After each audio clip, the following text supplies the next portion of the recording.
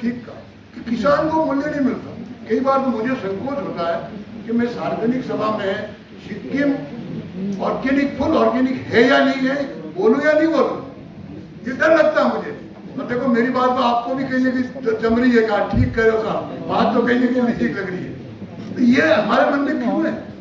एक हमारी आइडेंटिफिकेशन है, ये हमारा दुनिया भर में पहचान है कि हिंदुस्तान में एक ऐसा प्रदेश भी है जो पूर्ण ऑर्गेनिक है। उसमें कमी क्यों आ रही है?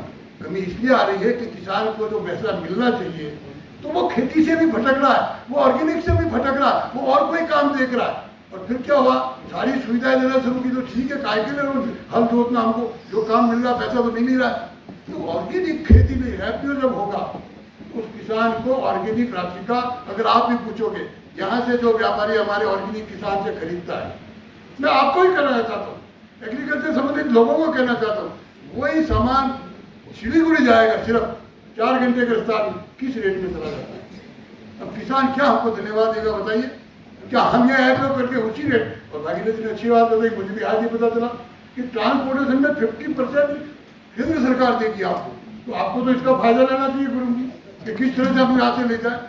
और सबसे बड़ी बात, यहाँ का पेटेंट का बड़ी इलायची, यहाँ वैज्ञानिक बैठे हो आप, बड़ी इलायची धीरे धीरे धीरे धीरे खटावट हो रही है। क्यों हो रही है?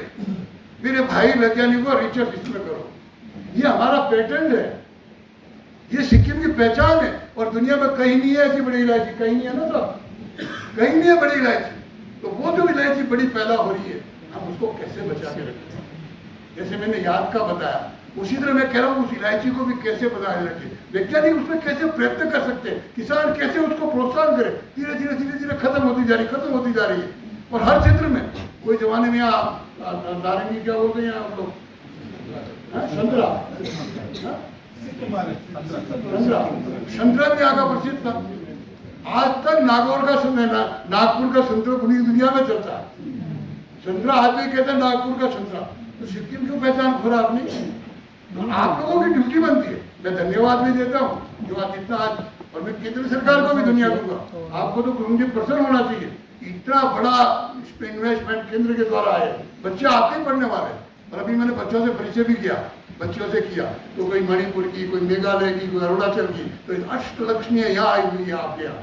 ये बच्चे जब गांव में जाएंगे तैयार होके किसी सर्विस में जाएंगे तो सिक्किम को धन्यवाद सब जाने देंगे कि इतनी बढ़िया हॉस्टल, इतनी बढ़िया बिल्डिंग, वहां मुझे रहने का मौका मिला।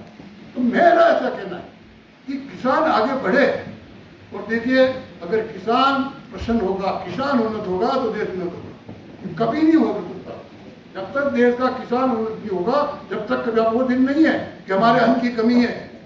अब बदनाम के भंडार है, कल परसों में पढ़ रहा था दिल्ली की एक रिपोर्ट के अनुसार 10 साल तक का अन्न हमारे पास रिजर्व है, 10 साल का।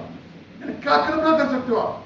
एक था कि हमारे साल अन्न मांगने जाते थे, कहीं गेहूं मांगते, कहीं चावल मांगते, आज हम चावल और गेहूं एक्सपोर्ट कर रहे हैं। तो धीरे धीरे सारी परिस्थितियां बदल रही है, और देखो दुनिया बदल रही है।